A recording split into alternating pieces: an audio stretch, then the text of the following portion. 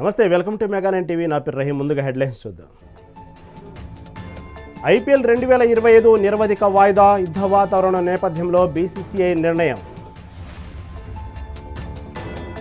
అనంతపురం జిల్లాలో చంద్రబాబు పర్యటన, హంద్రి నివాస్ సుజలా స్రవంతి పనుల పరిశీలన.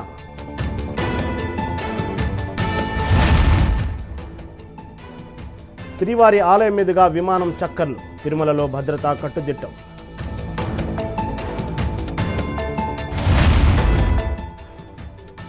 మంగళగిరి టీడీపీ ఆఫీస్పై దాడి కేసు, సిఐడి విచారణకు హాజరైన సజ్జల, దేవినేని.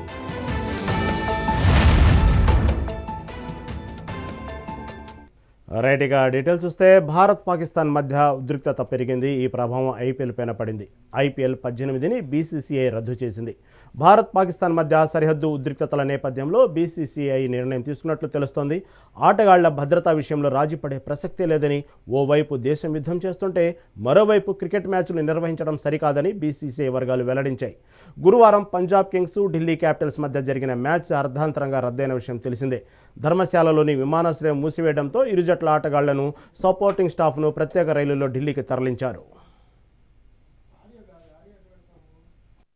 భారత్ పాకిస్తాన్ మధ్య యుద్ధ వాతావరణం నెలకొంది. ఈ విషయంలో దాదాపు బీసీసీఐ ఐపీఎల్ను రద్దు చేస్తున్నట్లు అర్థమవుతుంది. దాదాపుగా ఈ ఢిల్లీ క్యాపిటల్స్ మధ్య జరిగిన మ్యాచ్ను అర్ధాంతరంగా రద్దయిన విషయం తెలిసిందే. అదే విషయంలో ధర్మశాలలో విమానాశ్రయం మూసివేయడంతో ఇరు జట్ల ఆటగాళ్లను, సపోర్టింగ్ స్టాఫ్ను ప్రత్యేక రైల్లో ఢిల్లీకి తరలించారు.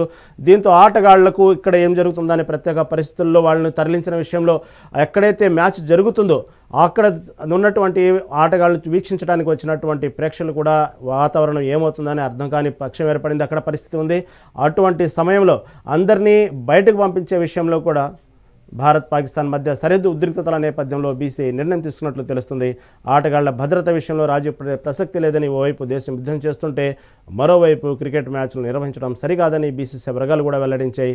గురువారం పంజాబ్ కింగ్స్, ఢిల్లీ క్యాపిటల్స్ మధ్య జరిగిన మ్యాచ్ అర్ధాంతర రద్దయిన విషయం తెలిసిందే. దీనితో దాదాపుగా ఐపీఎల్ రద్దనే విషయాన్ని తెలుస్తూ ఉంది. పెరిగింది. ఈ ప్రభావం ఐపీఎల్ పైన పడింది. ఐపీఎల్ 18ని బీసీసీఐ రద్దు చేసింది. భారత్ పాకిస్తాన్ మధ్య సరిహద్దు ఉద్రిక్తతల నేపథ్యంలో బీసీసీఐ ఈ నిర్ణయం తీసుకున్నట్లు తెలుస్తోంది. ఆటగాళ్ల భద్రతా విషయంలో రాజీ పడే ప్రసక్తే లేదని ఓవైపు దేశం యుద్ధం చేస్తుంటే, మరోవైపు క్రికెట్ మ్యాచ్లు నిర్వహించడం సరికాదని ఈ బీసీసీఐ వర్గాలు వెల్లడించాయి. గురువారం పంజాబ్ కింగ్స్, ఢిల్లీ క్యాపిటల్స్ మధ్య జరిగిన మ్యాచ్ అర్ధాంతరంగా రద్దయిన విషయం తెలిసిందే. ధర్మశాలలోని విమానాశ్రయం మూసివేయడంతో ఇరు జట్ల ఆటగాళ్లను, సపోర్టింగ్ స్టాఫ్ను ప్రత్యేక రైల్లో ఢిల్లీకి పంపించారు. ఎవరైతే ఫారినర్ ఆటగాళ్లు ఉన్నారో వాళ్లలో అయోమయం నెలకొంది. ఈ కంటిన్యూగా ఈ మ్యాచ్లు జరుగుతాయా, రద్దయిందా, రద్దయితే పరిస్థితి ఏందా అనేటువంటి అయోమయంలో ఫారిన్ ఆటగాళ్లు ఉన్నారు. అదేవిధంగా మ్యాచ్ అర్ధాంతరంగా ముగిస్తుందో వీక్షిస్తున్న ప్రేక్షకులు కూడా ఏమవుతుందో అర్థం కాలేదు. కానీ ఒక్కసారిగా ఎవరైతే ఆ పిచ్ మెయింటైన్ చేస్తున్న అధికారులు కానివ్వండి, అక్కడ మ్యాచ్ జరుగుతున్న పరిస్థితుల్లో ఇక అర్ధాంతరంగా మ్యాచ్ ముగియటంతో ప్రేక్షకులు కొంచెం గందరగోళానికి గురయ్యారు. కానీ టెక్నికల్ ఇష్యూ వల్ల మ్యాచ్ అర్ధాంతరంగా ముగిసిపోయిందని చెప్తూ వాళ్ళని చాలా సురక్షితంగా అక్కడి నుంచి బయటకు పంపించడం జరిగింది. లేకపోతే ఇలాంటి యుద్ధ వాతావరణం చెప్పి అకస్మాత్తుగా మ్యాచ్ ముగిసేటువంటి పరిస్థితి వస్తే తొక్కిసలాట జరిగేది, చాలా భారీ ప్రాణ నష్టం జరిగేది. కానీ అటువంటి లేకుండా చాలా చక్కగా టెక్నికల్ విషయం చెప్తూ ఆ వీక్షకులు మొత్తాన్ని ఎటువంటి నష్టం జరగకుండా బయటికి పంపటం, ఊపిరి పీల్చుకున్నారు. అదేవిధంగా ఆటగాళ్లను, సపోర్టింగ్ స్టాఫ్ను ప్రత్యేక రైల్లో ఢిల్లీకి తరలించారు. దాదాపుగా ఐపీఎల్ మ్యాచ్ రద్దయినట్టు కనబడతా ఉంది. కాకపోతే ఐపీఎల్ మ్యాచ్ను పూర్తిగా రద్దు చేయాలా, తదుపరి మ్యాచ్లు మళ్ళీ ఎప్పుడు కొనసాగించాలా, లేకపోతే సురక్షిత ప్రాంతాల్లో మ్యాచ్ను జరిపించాలా అనే దానిపైన కూడా ఇప్పటికే ఆన్లైన్ మీటింగ్ జరుగుతూ ఉంది. తర్జన భర్జన పడుతున్నారు. ఎందుకంటే ఓవైపు యుద్ధం జరుగుతూ ఉంటే ఐపీఎల్ మ్యాచ్లు జరగటం ఎంతవరకు సబబు అని అనిపించింది అని చెప్తున్నారు. వాస్తవంగా ఐపీఎల్ మ్యాచ్లు ఎందుకంటే పాకిస్తాన్, భారతదేశం ఉన్నటువంటి బార్డర్లో కొన్ని ఆటగాళ్ళు ఆ మైదానం ఉండటం ఎందుకైనా సురక్షితం కాదనేటువంటి దాంతో నిన్న అర్ధాంతరంగా మ్యాచ్ ముగించడం జరిగింది. జమ్మూ కాశ్మీర్లోని సాంబా జిల్లాలో సరిహద్దు దాటి భారత్లో చొరబడేందుకు పాక్ ఉగ్రవాదులు చేసిన ప్రయత్నాలను బీఎస్ఎఫ్ తిప్పికొట్టింది. బీఎస్ఎఫ్ జవాన్ల కాల్పులు 7 ఉగ్రవాదులు హతమైనట్లు బార్డర్ సెక్యూరిటీ ఫోర్స్ వెల్లడించింది. దీంతో పాటు పాక్ ధన్బార్ పోస్టును భారత దళాలు ధ్వంసం చేశాయి.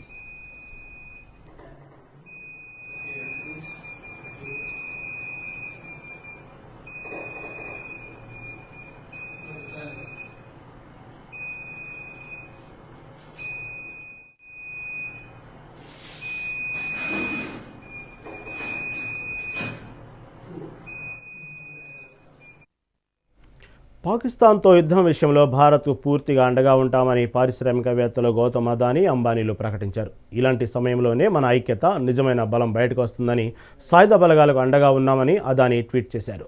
దేశానికి అన్ని విధాలుగా అండగా నిలిచేందుకు రిలయన్స్ కుటుంబం సిద్ధంగా ఉందని ముఖేష్ అంబానీ ఓ ప్రకటనలో తెలిపారు. తిరుమల శ్రీవారి ఆలయం మీదుగా విమానం చక్కర్లు కొట్టడం కలకలం రేపింది. ఇండియా పాకిస్తాన్ మధ్య యుద్ధ వాతావరణం నేపథ్యంలో తిరుమల ఆలయం మీదుగా విమానాలు వెళ్లడంపై అధికారులు అప్రమత్తమయ్యారు. తిరుమలలో భద్రతను కట్టుదిట్టం చేశారు. జిల్లా అధికారులతో ఎస్పీ హర్షవర్ధన్ రాజు సమావేశమయ్యారు. జమ్మూ కాశ్మీర్లోని పాకిస్తాన్ జరిపిన కాల్పుల్లో తెలుగు జవాన్ మురళీనాయక్ వీరమరణం పొందారు. మురళీనాయక్ ఏపీలోని సత్యసాయి జిల్లా గోరంట్ల మండలం పరిధిలోని కల్లితండ. గురువారం రాత్రి సరిహద్దు వెంబడి పాక్ కాల్పులు జరపగా మన సైన్యం కూడా ధీటుగానే బదులిచ్చింది. ఎదురు కాల్పుల్లో మురళీనాయక్ చనిపోయారు. శనివారం స్వగ్రామానికి మురళీనాయక్ పార్థివదేహం రానున్నట్లు తెలుస్తోంది. జవాన్ మృతితో ఆయన కుటుంబం సభ్యులు కన్నీరు మున్నీరుగా విలపిస్తున్నారు. దీంతో స్వగ్రామం కల్లితండాలు విషాద ఛాయలముకున్నాయి.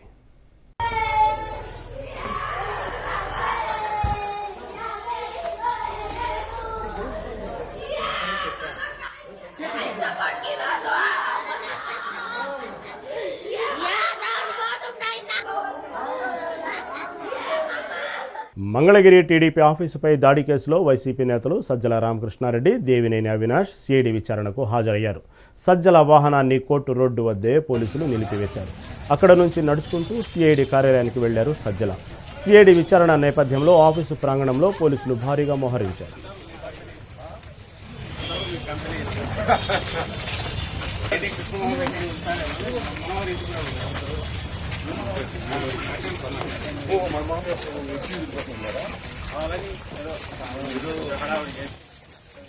తనకు ప్రాణహాని ఉందని ఆరోపిస్తూ ఏపీ మాజీ సీఎం వైసీపీ అధినేత జగన్ హైకోర్టును ఆశ్రయించారు. ఏపీలో ప్రభుత్వం మారిన తర్వాత తన భద్రతను భారీగా తగ్గించారన్నారు. Z+ కేటగిరీ భద్రతను పునరుద్ధరించాలని కోరారు. ఈ మేరకు కేంద్ర రాష్ట్ర ప్రభుత్వాలను ఆదేశించాలని కోరుతూ ఏపీ హైకోర్టులో పిటిషన్ దాఖలు చేశారు. పాకిస్తాన్కు భారత్ దిమ్మ తిరిగే షాక్ ఇస్తుంది. భారత్ ఎప్పుడు ఏ వైపు నుంచి దాడి చేస్తుందో తెలుసుకోలేక పాక్ ఉక్కిరిబిక్కిరి అవుతుంది. ఉగ్రవాదంపై భారత్ చేస్తున్న పోరుకు నేను సైతం అంటున్నాడు ఒక చిరు వ్యాపారి. పాకిస్తాన్ ప్రజలు ఆ దేశం చేసే చర్యల పట్ల ఆగ్రహంగా ఉన్నారని, అసలు పాకిస్తాన్ను ప్రపంచ పటంలో లేకుండా చేయాలని చిరు వ్యాపారి అంటున్నాడు. పాకిస్తాన్ ప్రజలు కూడా మోదీకి జై కొడుతున్నారని, భారత ఆర్మీని చూస్తే పాకిస్తాన్ వెన్నులో వణుకు పుడుతుందేమోనని చిరు వ్యాపారితో మా వరంగల్ ప్రతినిధి రాము ఫేస్ టు ఫేస్. ఒకటైంది, పాకిస్తాన్కు దిమ్మ తిరిగే షాకిస్తున్న భారత ఆర్మీకి అండగా నిలుస్తుంది. ఆపరేషన్ సింధూర్ పేరుతో పాకిస్తాన్పై భారత బలగాలు విరుచుపడిన విధానాన్ని ప్రజలందరూ హర్షిస్తున్నారు. గత రాత్రి కూడా పాకిస్తాన్ ఇండియాపై దాడి చేయడానికి ప్రయత్నించింది. జమ్మూతో పాటు ఇతర ప్రదేశాల్లో కూడా దాడికి ఒక 50 డ్రోన్లతో ప్రయోగిస్తే వాటిని మన బలాలు పూర్తిగా విఫలం చేసిన పరిస్థితి. పాకిస్తాన్ చెందిన ఒక 3 యుద్ధ విమానాలను కూడా పేల్చేసిన పరిస్థితి. ఇదే నేపథ్యంలో యావత్ భారతావని ఒకటైంది, భారత్కు అండగా ఉంటుంది. పాకిస్తాన్కు భారత్ గట్టి జవాబిస్తుంది, దిమ్మ తిరిగి షాకిస్తుంది అనే విధంగా ఎక్కడ కూడా ఒక పెద్ద ఎత్తున చర్చ అయితే సాగుతుంది. ప్రస్తుతం మనం యూనివర్సిటీ క్రాస్ రోడ్ దగ్గర ఉన్నాం. ఇక్కడ చాలామంది ఇదే విషయంపై చర్చించుకుంటున్నారు. అసలు పాకిస్తాన్కు భారత్ ఇంకెలాంటి సమాధానం ఇస్తుందని చెప్పేసి ఒక రకమైన చర్చ జరుగుతున్న నేపథ్యంలో మనం ఇప్పుడు ప్రస్తుతం ఒక చిరు వ్యాపారి నిర్వహించుకునే గడక సెంటర్ దగ్గర ఉన్నాం. అతను కూడా భారత్ మాతకి జై అంటూ నినదిస్తున్న పరిస్థితి, తన దేశభక్తిని చాటుకుంటున్న పరిస్థితి, భారత్కు అండగా ఉంటానని చెప్తున్న పరిస్థితి. ఒకసారి అతనితో మాట్లాడించే ప్రయత్నం చేద్దాం. చెప్పండి, అసలు ఇప్పుడు భారత్ పాకిస్తాన్ యుద్ధం నేపథ్యంలో ఎలా జరుగుతుంది అనుకుంటారు? పాకిస్తాన్కు భారత్ ఎలాంటి సమాధానం ఇస్తే బాగుంటుంది? ఇవాళ పాకిస్తాన్తో యుద్ధం కాదు, దొంగలు అదే టెర్రరిస్టులతో యుద్ధం జరుగుతుంది. ఈ యుద్ధంలో మేము సైతం కూడా యుద్ధం చేయడానికి కూడా సిద్ధంగా ఉన్నాము. ఒక యుద్ధ సైనికులే కాదు, మామూలు మాలాంటి పౌరులు కూడా యుద్ధానికి సై అంటారు. కానీ యుద్ధం ముగిసే వరకు మాత్రం పాకిస్తాన్ మన POK మన ఆధీనంలోకి రావాలి. కంపల్సరీ దిమ్మ తిరిగే ధీటుగా సమాధానం ఇవ్వాలి మోడీ గారు కంపల్సరీ.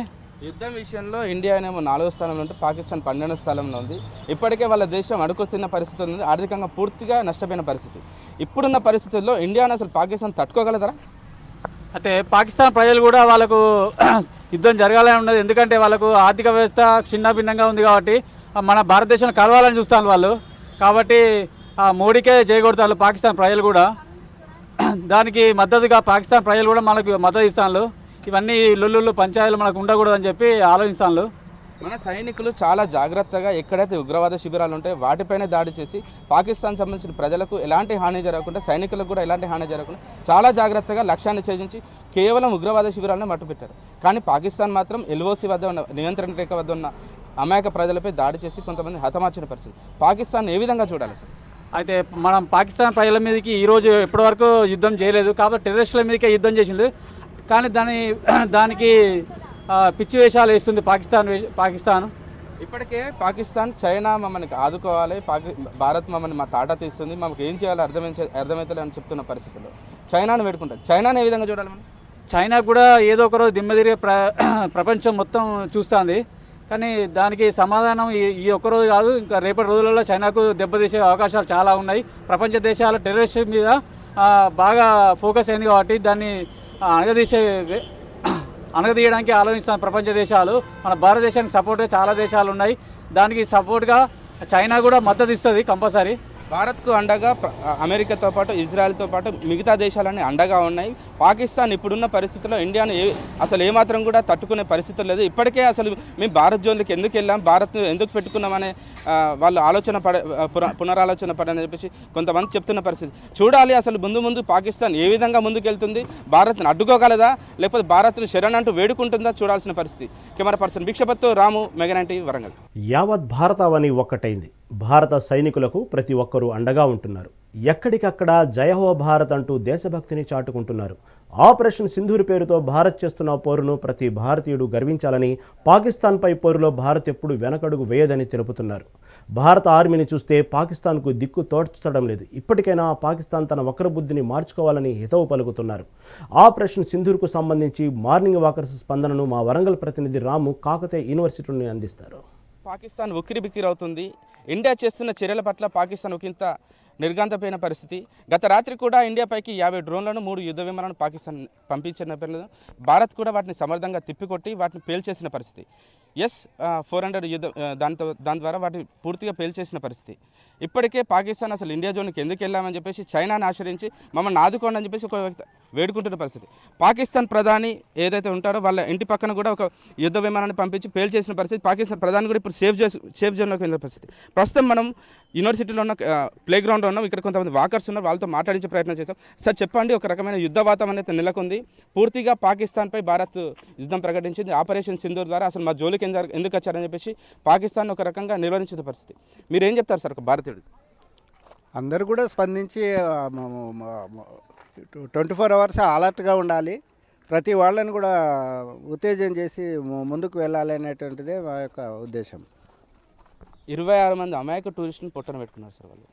మీరు మతం అడిగి మరి పొట్టన పెట్టుకున్నారు. దానికి ప్రతి దాడిగా పాకిస్తాన్ ఉగ్రవాద శిబిరాలపై భారత్ దాడి చేస్తే మా పైన దాడి చేస్తుంది, మా అమాయకులపైన దాడి చేస్తుంది పాకిస్తాన్ అంటుంది. ఏం చెప్పాలి? వాళ్ళు మన మీద అటాక్ చేసి వాళ్ళు మనల్ని క్వశ్చన్ చేసేది ఎక్కడ సార్? మనకు జరిగిన నష్టానికి మనం అందరం అలర్ట్గా ఉండి మనం ముందుకు వెళ్ళాలి తప్ప మనకు మనం వెనక్కి పోయి ఎక్కడోళ్ళు అక్కడ పడుకుంటే దేశం ఏమైపోతుందో తెలియదు కదా. మన స్పందన అంతే సార్, ప్రతి వాళ్ళని కూడా ముందుకు తీసుకెళ్లేటువంటి ఒక పరిస్థితి తీసుకురావాలని, ప్రతి వాళ్ళను ముందుకు తీసుకెళ్లే పరిస్థితి రావాలి, జవాబుదారీతనం అని చెప్పేసి వీళ్ళు చెప్తున్న పరిస్థితి. సార్ చెప్పండి, మనమేమో ఉగ్రవాద శిబిరాలపై దాడి చేస్తుంటే వాళ్ళు పాకిస్తాన్ సంబంధించిన వాళ్ళు ఎల్ఓసి వద్ద ఉన్న ప్రజలపై, అమాయక ప్రజలపై దాడి చేసి వాళ్ళను చంపేస్తున్న పరిస్థితి. ఏ విధంగా చూడాలి పాకిస్తాన్ తీవ్రవాద దేశంగా ప్రకటించాలి. వాళ్ళు కావాలని కవింపు చర్యలే దిగుతున్నారు. కాబట్టి మన భారతదేశం తీసుకున్న నిర్ణయం చాలా గొప్ప నిర్ణయం. వాళ్ళ ఉగ్రమూటాలను నాశనం చేసి తర్వాత పాకిస్తాన్లో ఉన్న పూర్తి తీవ్రవాదాలను నాశనం చేయడం చాలా గొప్ప విషయం. మన సైనికులు చాలా గొప్ప వ్యక్తులు, వాళ్ళందరికీ మా జోహార్లు. ప్లస్ వాళ్ళు ఇప్పటికైనా పద్ధతి మార్చుకొని భారతదేశంతో మిత్రత్వంగా ఉండడం బెటర్, కానీ కవింపు చర్యలు దిగితే ఆ దేశం సర్వనాశనం అయిపోతుంది. ఇప్పుడు ఇంత జరుగుతున్నా కూడా మిత్రత్వంగా ఉండడం సాధ్యమవుతుందంటారా పాకిస్తాన్? కావచ్చు, బుద్ధి తెచ్చుకోవడం అనేది సహజం. తెచ్చుకోకపోవడం అనేది ఇక వారి యొక్క దేశ పరిపాలన విధానం మీద పడి ఉంటుంది. ఓకే, పాకిస్తాన్ ఇప్పటికైనా బుద్ధి చెప్పాలని చెప్పేసి చెప్తున్న పరిస్థితి. ఒక చిన్నారి ఉన్నారు, తను మాట్లాడుతూ ఉంటుంది. చెప్పమ్మా, ఇప్పుడు ఇండియా పాకిస్తాన్ యుద్ధం అవుతుందిగా, తెలుసా నీకు? తెలుసు. ఏం చెప్తామ్మా? ఇండియా వెనక్కి అడిగేయదు. ఇండియా ఎప్పుడు పాకిస్తాన్తో యుద్ధం గెలుస్తుంది. ఇండియా వందే భారత్. ఇప్పుడు యుద్ధం జరుగుతుంది కాబట్టి ఐపీఎల్ కూడా రద్దు అవుతుందని చెప్పేసి ఒక వార్త వస్తుంది. నీకు ఐపీఎల్ కావాలా, ఇండియా కావాలా? ఇండియా కావాలి. ఐపీఎల్ వద్దా నీకు? వద్దు. ఏం చెప్తావు ఇంకా? నాకు ఐపీఎల్ వద్దు, ఇండియా కావాలి అని చెప్తాను. ఇలాంటి పరిస్థితుల్లో మాకు ఐపీఎల్ వద్దు, ఐపీఎల్ మళ్ళీ ఇంకోసారి చూడొచ్చు, ఇప్పుడున్న పరిస్థితి మాకు ఇండియాకు మేము సపోర్ట్గా ఉంటాం, మాకు ఇండియానే ముఖ్యం అని చెప్పేసి చిన్నారు కూడా చెప్తున్న పరిస్థితి చూడాలి. యావత్ దేశం మొత్తం ఒకటైన పరిస్థితుల్లో పాకిస్తాన్ అసలు భారత్ ముందు నిలబడుతుందా, ఏం జరుగుతుందో వేచి చూడాల్సిన పరిస్థితి. కెమెరా పర్సన్ భిక్షపత్తో రాము, మెగానన్ టీవీ, వరంగల్. ఆపరేషన్ సింధూర్ పేరుతో భారత్ పాకిస్తాన్పై యుద్ధం మొదలుపెట్టింది. ఈ యుద్ధంతో దేశంలో విపత్కర పరిస్థితులు ఎదురైనప్పుడు ప్రజలు ఏ విధంగా తమని తాము కాపాడుకోవాలి అనే అంశంపై ఖమ్మం నగరంలోని ఎన్ఎస్పీ గ్రౌండ్లో మాక్ డ్రిల్ నిర్వహించారు. Retired army, NCC commanders, fire safety, RPF పలు శాఖల ఆధ్వర్యంలో ఈ మాక్ డ్రిల్ నిర్వహించారు. ఖమ్మం నగరంలో నిర్వహించిన మాక్ డ్రిల్పై మరింత సమాచారం మా ప్రతినిధి దేవేందర్ అందిస్తారు. ఉగ్రదాడి తర్వాత భారత్ పాకిస్తాన్ల మధ్య యుద్ధం తద్దమనిపిస్తుంది.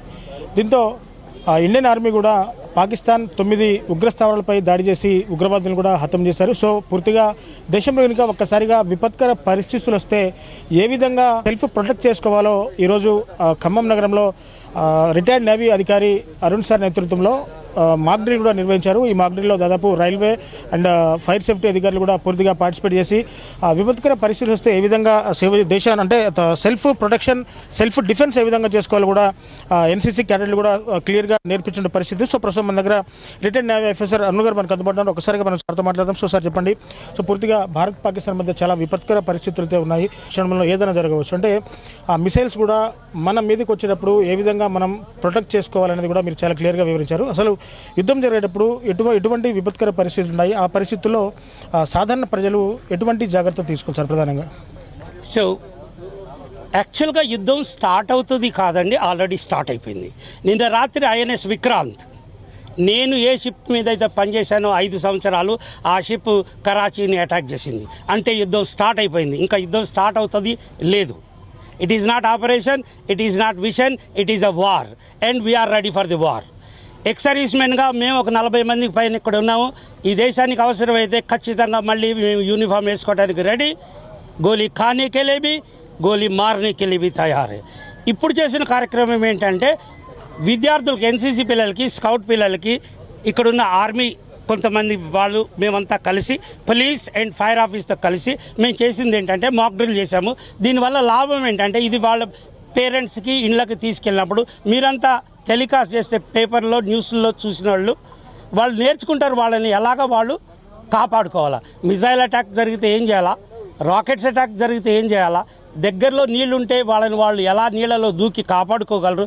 ఎవరు కూడా టెర్రరిస్టులు కానీ ఎవరు కూడా ఎనిమీస్ మనల్ని ఎత్తుక్కుంటూ వచ్చే కొట్టేది ఉండదు, ర్యాండమ్గా కొడతారు. మనం దాక్కోవటం అనేది నేను నేర్పించాను. ఫైర్ జరిగితే ఫైర్లోంచి బయటికి ఎలా పోవాలనేది కూడా మేము ఇక్కడ క్లియర్గా నేర్పించాము.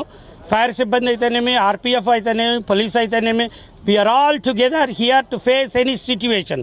ఏ పరిస్థితుల్లోనైనా ఏ అటాక్ జరిగినా మేము అప్రమత్తంగానే ఉంటాము, మేము ఉండి తీరుతాము, సరైన జవాబు కూడా చెప్తాము.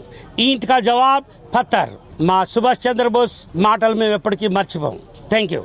సో ప్రస్తుతం మన దగ్గర ఫైర్ సేఫ్టీ అధికారులు కూడా ఉన్నారు. ఫైర్ సేఫ్టీ అధికారులు కూడా ఈ మాక్ డ్రిల్లో పార్టిసిపేట్ చేశారు. అంటే ఫైర్ యాక్సిడెంట్ జరిగినప్పుడు ఏ విధంగా ప్రొటెక్ట్ చేసుకోవాలి ఒకసారిగా ఫైర్ ఆఫీసర్ని కూడా అడిగి తెలుసుకుందాం. సో సార్ చెప్పండి, అంటే ఇప్పుడు ఈ రోజు మాక్ డ్రిల్లో కూడా మీరు కూడా పార్టిసిపేట్ చేశారు. అంటే ఫైర్ యాక్సిడెంట్ జరిగినప్పుడు కూడా ఈ విధంగా ప్రొటెక్ట్ చేసుకోవాలి కూడా చాలా చక్కగా చేశారు. అంటే విపత్కర పరిస్థితుల్లో ఫైర్ యాక్సిడెంట్ జరిగినప్పుడు ఎటువంటి చర్యలు తీసుకుంటే మనం సేఫ్ సైడ్లో ఉండొచ్చు, ఒకసారి వివరించండి సార్.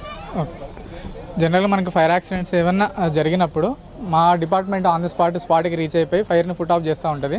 ఈలోపు మనకి ఫైర్ వెహికల్ రావడానికి టైం పడుతుంది కాబట్టి మనకి ఎక్కడ బిల్డింగ్స్లో కానీ ఏదైనా 3rd ఫ్లోర్ 4th ఫ్లోర్ అలాంటి కొంచెం పెద్ద పెద్ద బిల్డింగ్స్లో ఫైర్ యాక్సిడెంట్ ఏదైనా అయినట్లయితే ఖచ్చితంగా వాళ్ళందరూ గ్రౌండ్ ఫ్లోర్కి వచ్చేయాలి. ఎందుకంటే ఫైర్ అనేది పైకి వెళ్తూ ఉంటుంది. మనం ఎంత పైకి టెర్రస్ మీదకి కానీ ఇంకా 5th ఫ్లోర్కి కానీ వెళ్ళినట్టయితే మనం ఇంకా రిస్క్లో పడే ఛాన్సెస్ ఉంటాయి. కాబట్టి గ్రౌండ్ ఫ్లోర్కి రావడం కానీ, స్మోక్ జనరేట్ అయినప్పుడు ఆ స్మోక్ని పీల్చకుండా కింది లెవెల్లో ట్రావెలింగ్ పొజిషన్స్లో కానీ ఇంకా అట్లా వెళ్ళడం కానీ అలాంటి టెక్నిక్స్ అనేది ఫాలో అయితే మనం అలాంటి రెస్క్యూ నుంచి బయటపడతామండి. సో పూర్తిగా ఆర్పీఎఫ్ పోలీసులు కూడా మనకు అందుబాటులో ఉన్నారు. ఎందుకంటే ట్రైన్స్లో కూడా బాంబులు పెట్టే అవకాశం ఉంది. అంటే ట్రైన్స్లో ఎక్కువ హెవీ క్రౌడ్ ఉంటుంది. సో వాళ్ళు రైల్వే స్టేషన్లో ఎటువంటి ప్రొటెక్షన్ ఫోర్స్ అయితే ఏర్పాటు చేశారు అనేది ఒకసారిగా ఆర్పీఎఫ్ పోలీసులు కూడా మనకు అందుబాటులో ఒకసారిగా వారితో మాట్లాడారు. సో సార్ చెప్పండి, ఇప్పుడు రైల్వే స్టేషన్లు కూడా ప్రధానంగా టార్గెట్లుగా చేసుకొని బాంబులు కూడా పెట్టే అవకాశం ఉందని చెప్పేసి కూడా రక్షణ సంస్థ అంటే నోటీస్ చేసిన తరుణంలో ఆర్పిఎఫ్ పోలీసులుగా మీరు ఎటువంటి రైల్వే స్టేషన్లో ఎటువంటి జాగ్రత్తలు తీసుకున్నారు, ఎటువంటి సేఫ్టీ మెథడ్స్ మీరు యూజ్ చేస్తున్నారు సార్? ప్రధానంగా ఇప్పుడు రైల్వే స్టేషన్లో మేము ఒక టీం ఫామ్ చేయడం జరిగింది. ఆ టీంతో పాటు ఎవ్రీ 1 అవర్ యాక్సిస్ కంట్రోల్, అంటే రైల్వే స్టేషన్లోకి లోపలికి ఎవరు ఎంటర్ అవుతున్నారు వాళ్ళ లగేజ్ బ్యాగులు కానీ క్షుణ్ణంగా పరిశీలించడం జరుగుతుంది. హెచ్హెచ్ఎండి మరియు లోకల్ బాంబ్ స్క్వాడ్తోని డావ్ స్క్వాడ్తోని కూడా మాకు సస్పెక్ట్ ఏదన్నా లగేజ్ అవపడ్డా, సస్పెక్ట్ పర్సన్ అవపడ్డా వాళ్ళని ఎంక్వైరీ చేయడం జరుగుతుంది. ఆ లగేజ్ని చెక్ చేయడం జరుగుతుంది. ఎస్పెషల్లీ టికెట్ ఉండి రిజర్వ్డ్ ప్యాసింజర్ మాత్రం లోపలికి అలౌ చేయడం జరుగుతుంది. మాకు వచ్చే ట్రైన్లలో కూడా ఎస్కార్ట్ ప్రొవైడ్ చేయడం జరిగింది. ఎస్కార్ట్లలో కూడా ట్రైన్లో కూడా ఎవరైనా అనుమానాస్పద వ్యక్తులు కాబడితే వాళ్ళని ఎంక్వైరీ చేయడం, వాళ్ళ లగేజ్ని కూడా ఇమీడియట్లీ తనిఖీ చేయడం జరుగుతుంది. అదే కాకుండా ఫ్రీక్వెంట్ అనౌన్స్మెంట్, అంటే ఏదైనా కూడా అనుమానాస్పద వస్తువు కనిపించినా లేకపోతే అనుమానాస్పదమైన వ్యక్తి కనిపించినా కూడా ఇమీడియట్లీ ఆర్పిఎఫ్కు జీఆర్పీకి ఇన్ఫార్మ్ చేయాల్సిందిగా మేము అనౌన్స్మెంట్ కూడా చేయడం జరుగుతుంది.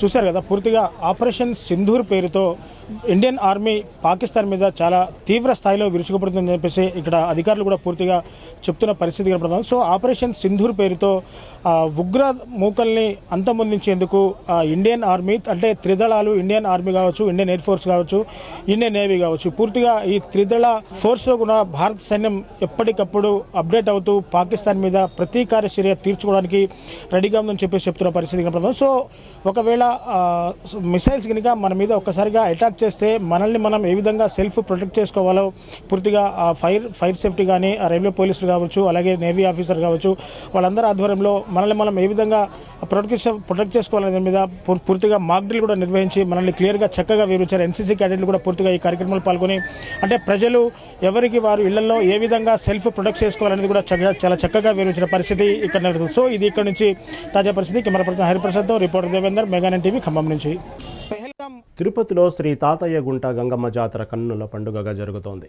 జాతరలో 4వ రోజు భక్తులు తోటి వేషంలో దర్శించుకోవడంతో అమ్మవారు పరవశించిపోయారు. శరీరం అంతా బొగ్గు పూసుకొని, ముఖానికి తెల్లని బొట్లు పెట్టుకొని, వేపమండలు చేత పట్టుకొని బూతులు తిడుతూ అమ్మవారిని దర్శించుకున్నారు.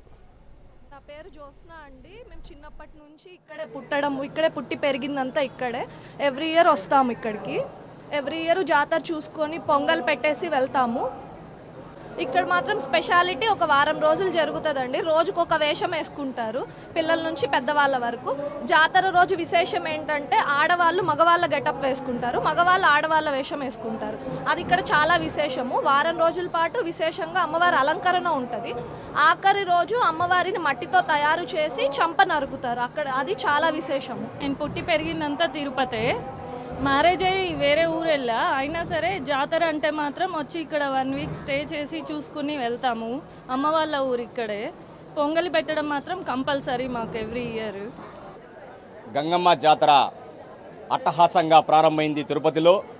ఈ నెల 6వ తేదీ చాటింపుతో ప్రారంభమైన జాతర ఈరోజు శుక్రవారం 3వ రోజు. ఈరోజు భక్తాదులందరూ కూడా తోటి వేషంతో అమ్మవారిని దర్శించుకుంటారు.